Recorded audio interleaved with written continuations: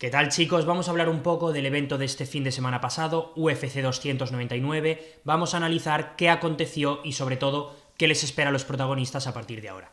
Comenzamos con la pelea estelar. Sean O'Malley ganó por decisión unánime a Chito Vera. Como hablamos un poco en la previa el otro día, las opciones de Chito pasaban sobre todo por intentar cortarle el ritmo, llevarle contra la verja, hacer que fuera una pelea sucia, ¿no? Una pelea de estas de bajarse al barro. Fue incapaz de hacerlo y, como dijimos un poco el otro día, jugar al juego de Sean O'Malley, pelear en su distancia, es una manera muy poco efectiva de combatirle, es muy difícil batirle en su propio juego y vimos a un Sean O'Malley muy superior a Chito Vera. De hecho, creo que batió el récord de golpes significativos en una pelea por el título. No sé si de toda la UFC, pero desde luego en la división del peso gallo, en toda su historia. Fue muy superior, fue incapaz de noquearle, como dije en mi predicción, consideraba que lo más probable era que le ganase por decisión, porque me parece un peleador superior, pero nunca nadie ha conseguido finalizar a Chito. Y así fue muy superior, dio buenas manos, buenos golpes significativos, una rodilla que yo creo que en esa división hubiera noqueado casi a cualquiera, pero fue incapaz de finalizarle. ¿Qué espera ahora a cada uno de estos dos peleadores? Chito Vera. Sean O'Malley, nada más terminar la pelea, pidió un enfrentamiento con Ilia Topuria aquí en España. Sin embargo, no creo que la UFC vaya a concedérselo y, en mi opinión, tampoco deberían. ¿Por qué? Porque yo creo que para que un peleador suba de peso a intentar ser doble campeón, en mi opinión, tiene que haber defendido su título mínimo 2 o 3 veces. ¿Por qué? Aparte de que es muy injusto para los aspirantes de la división a la que está subiendo, para su propia división, que el campeón suba de peso implica tener la división, la categoría paralizada prácticamente un año. Implica que haya que hacer una pelea por título interino entre los dos mejores aspirantes, y en alguien que únicamente ha defendido el título una vez y contra alguien que no era ni top 3, porque Chito Vera estaba en el número 5, me parece todavía inmerecida darle la oportunidad de subir a peso pluma a combatir contra Ilia. ¿Qué creo que va a ocurrir? Lo lógico sería que pelease contra Merab Vasilashvili, que lleva una racha de 9 victorias, es el primer aspirante en los rankings y todo apunta a que va a ser el enfrentamiento que va a suceder. Si ese no se diera, por lesión de Merab o por lo que fuera, creo que la siguiente opción debería ser Cory Sandhagen, que está el número 3, viene de 3 victorias consecutivas y en las últimas peleas perdió contra Sterling, pero yo creo que es el siguiente aspirante que más lo merece. En caso de que no se dé ninguno de esos dos, sí que es probable que a nivel comercial a la UFC le interese un enfrentamiento entre Ilia y Sean O'Malley, aunque creo que los dos van a tener que defender sus respectivos títulos alguna vez más. En el caso de Topuria sería la primera defensa del título, en el caso de O'Malley necesita por lo menos una más. En caso de que ese enfrentamiento al final se diera, un Ilia contra O'Malley en España, eso implicaría que seguramente Merab y Cory Sandhagen tuvieran que enfrentarse entre ellos por el título interino. Por otra parte, a Chito Vera yo creo que le espera enfrentarse con Peter Yan, que ganó también el sábado en el mismo evento. Está el número 4, Chito Vera está el 5, entonces es una pelea que yo creo que tiene bastante sentido. Si no, un enfrentamiento contra Cejudo, que ahora mismo está el número 7, es ex campeón de la división, yo creo que también es una buena pelea para ambos y para volver a la senda de la victoria, porque ambos vienen de derrota ahora. Vamos ya con la coestelar. No acerté en la predicción, acerté 5 de 7 en el evento. En esta pelea no acerté la predicción, pero sí que ocurrió algo que dije que era muy probable que fuera a ocurrir, que es que Benoit Saint-Denis saliera muy fuerte en el primer asalto, así lo hizo, dominó el primer round y, sin embargo, Dustin Poirier tiró de experiencia, fue capaz de capear el temporal y utilizó un boxeo mucho más técnico para acabar noqueando al francés en el segundo asalto. Como dije en la previa, Benoit Saint-Denis es muy agresivo, es muy tenaz, es muy intenso, tiene un jiu-jitsu muy bueno y es muy agresivo, pero en los cruces se expone bastante, no tiene una defensa de boxeo muy pulida, no tiene un boxeo muy técnico y por el contrario Dustin Poirier sí. En uno de estos cruces le enganchó con un buen crochet de derechas y le tumbó. Creo que es algo que era muy probable que sucediera, me parecía una pelea muy pareja y yo creo que si Benoit Saint-Denis hubiera sido más paciente, hubiera ganado esta pelea. La tenía bastante controlada en el primer asalto, en mi opinión se exprimió bastante en ese primer round, no fue eficiente a la hora de calcular su cardio y su energía, y en el segundo asalto, en uno de estos intercambios, quedó muy expuesto y acabó noqueado. Creo que es necesario, a veces ocurre cuando se enfrentan a peleadores que están muy por encima de ellos en el ranking, creo que es parte del proceso de aprendizaje y de evolución, seguramente aprenda de esta derrota y se convierta en un mejor peleador. Ya le pasó a Fiziev cuando perdió contra Gaethje, ya le pasó a Gamrot cuando peleó con Dariush, que en aquel momento estaba top 5 y era un peleador mucho más consagrado. Es normal, puede que le pase a Sarukian el mes que viene cuando pelee contra Oliveira. Es normal que estos peleadores jóvenes, a veces cuando se enfrenten a peleadores más establecidos que tienen más experiencia, acaben perdiendo y esto forme parte del proceso de aprendizaje.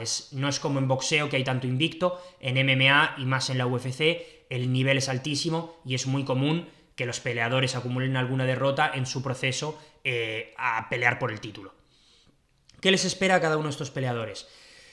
Ya hay voces que dicen que Poirier debería enfrentarse a Makhachev y pelear por el título, pero en mi opinión no se lo merece. ¿Por qué? Porque por muy peligroso que fuera Benoit Saint-Denis, una victoria sobre el número 12, cuando antes venía de perder por KO contra Gaethje, una victoria contra el número 12, aunque sea un número 12 muy bueno y muy peligroso, no puede garantizarte una pelea por el título.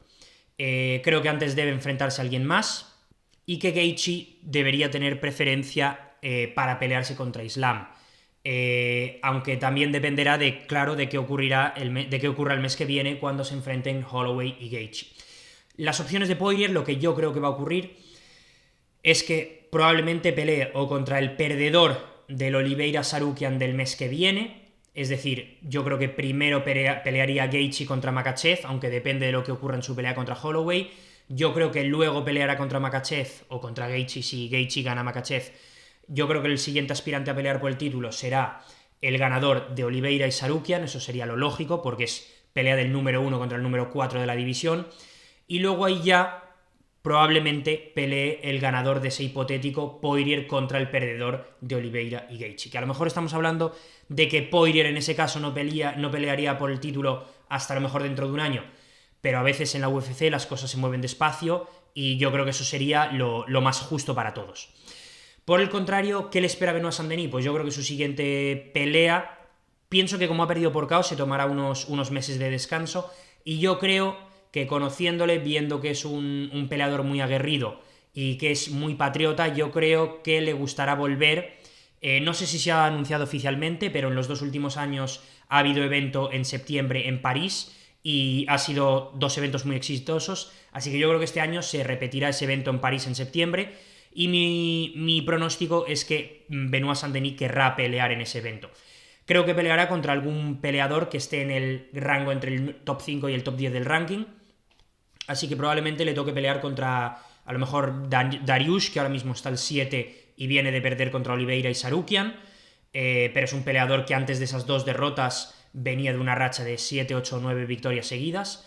Un muy buen peleador que tiene bastante nombre, aunque no es muy comercial. Pero sería una buena pelea para él. Si no, probablemente Rafael Fiziev, que ahora mismo está al 8, está lesionado, pero para septiembre hará un año de la lesión, entonces yo creo que estará listo para pelear.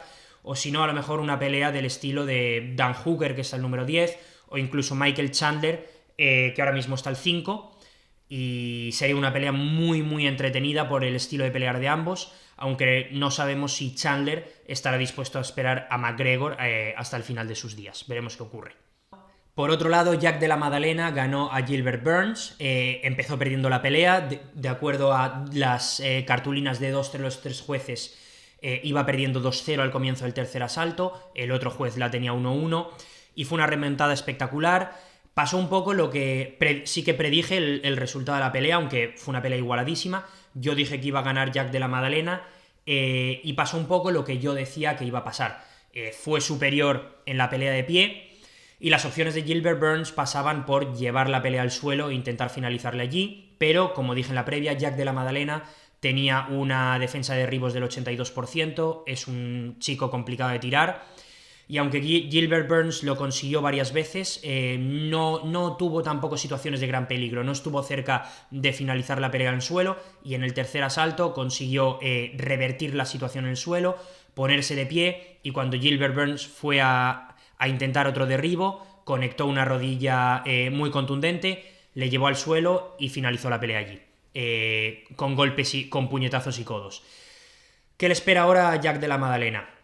Yo creo que la siguiente pelea por el título va a ser Leon Edwards contra Shavkat Rakhmonov, que para los que no lo conozcáis, es un kazajo que está invicto, va 18-0 en su carrera profesional, todas sus victorias han sido por finalización, no tiene ninguna derrota, está invicto, y todas sus victorias han sido finalizaciones, no tiene ni una sola decisión, 8 KOs, 10 sumisiones, y tiene un aura de invencibilidad. Es muy probable que este sea el siguiente contendiente a pelear por el título, así que ¿qué le queda a Jack de la Madalena? Probablemente una pelea contra Belal Muhammad, que ahora mismo está el número 2 de los aspirantes, viene de una racha de victorias de 9 victorias consecutivas, sería una buena pelea para él, de ahí debería salir el siguiente contendiente a pelear por el título, contra Leon Edwards o Shavkat Rakhmonov. Como digo, Belal Muhammad 9 victorias seguidas, Jack de la Madalena 7 victorias seguidas, y si no, yo creo que otra pelea también muy interesante sería contra Ian Garry, irlandés que está el número 6 de la división y que también está invicto. 14 victorias, 0 derrotas, 7-0 en la UFC, al igual que Jack de la Madalena, que con esta victoria ante Burns también va 7-0 en la UFC. Dos peleadores que tienen bastante cartel, el australiano no habla tanto, no tiene esa personalidad tan eléctrica y tan atractiva como el irlandés, que es más hablador, aunque no es tan vendible como Conor McGregor. De hecho, muchos lo critican porque dicen que es una copia barata. En cualquier caso, los dos muy buenos peleadores, y podría ser también una pelea interesante para ambos.